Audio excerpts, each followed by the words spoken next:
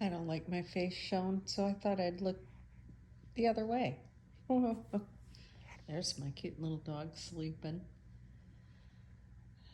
You know, a few years ago, my husband and I, who we got married, we'd been together for about 20 some years, and we decided it'd be a good idea to get married.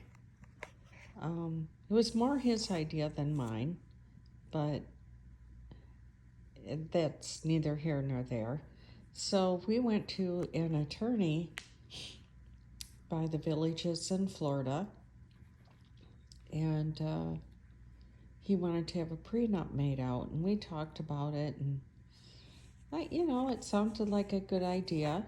Um, it was like a will, and he would make sure that all his investments and everything was taken care of, and I didn't want the responsibility of all that. I told him that I didn't want any of that. I just wanted a peaceful life, and I I was okay with that. Um, we saw this attorney, and we made up a prenup, and it sounded good. He told me that in the event of his death, that the house would be paid off with the trust fund, and it would be divided equally between his kids and me, and I could stay in the house. He made up some terms that weren't all the best, stating in there that I couldn't occupy the home if I entertained men or had somebody of the other sex staying with me. But I really didn't plan on having another relationship, so that was okay. So, in the end, it all sounded okay, and his attorney asked me to sign papers, and so I did. But now the thing is, he died 4 years ago, and I figured everything out, and uh, I don't think that everything was to my advantage. It was, I can live in the house, I have to pay all the bills, um, the upkeep of the house, which includes absolutely everything, with what money I was left in the trust. And let me tell you that when he died, the trust was mishandled by the bank, and the bank did not divide up the money until 5 months after he died.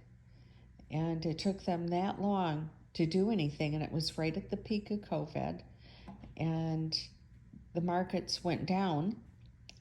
Um, it should have been divided. He died November 30th, and it was the end of April the following year, with the threat of being told that we would find an attorney to handle this if he did not start dividing up the money. Well, they finally started working on it, and they divided the money up, and I'm sitting here thinking, well, where's the deal where it said that the house was going to be paid off? Because that's what I was told. The house was going to be paid off, and then I'd pay for all the maintenance in the house. And that would be all fine and dandy. I can do that. Well, that never happened. It never transpired. My friends went with me to 3 different attorneys, and they also mentioned that they had heard him say that, the money from the trust, the house was supposed to be paid off before the trust was divided out. And I think somewhere along the line, something got left out of the trust. It wasn't stated anywhere in there that the house would be paid off. So I went and saw a couple of different attorneys seeking advice. I didn't want to use the same one that we had, because he told me kind of everything that I needed to know. And one attorney told me that I should think about suing the attorney that made up the papers, because I was not equally represented by this attorney, although I'm sure he recorded all the sessions and I signed all the papers.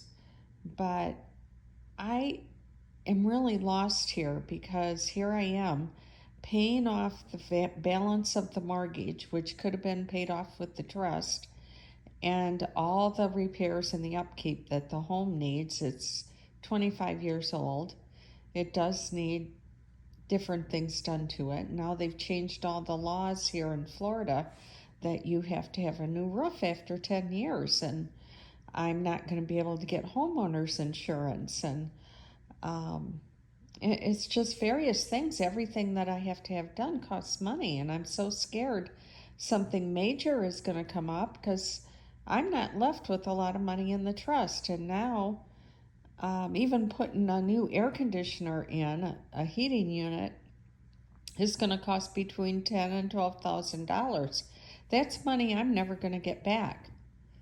So I don't know what to do. I'm between a rock and a hard stone, and I kind of have to stay in the house because the price of rent went up so high, and buying another house, I don't have a huge amount of money for a down payment, and I'm not even certain if we sell this house if I'll get any of the funds from selling it. So there we go. I just, let me know what you guys all do. I know there's other widows out there that have been left in similar situations. It'd be really nice to hear from you. And send me an email or something. I'm massagelady59@gmail.com. And I'd love to hear from you. Looking forward to it. Thank you. Bye.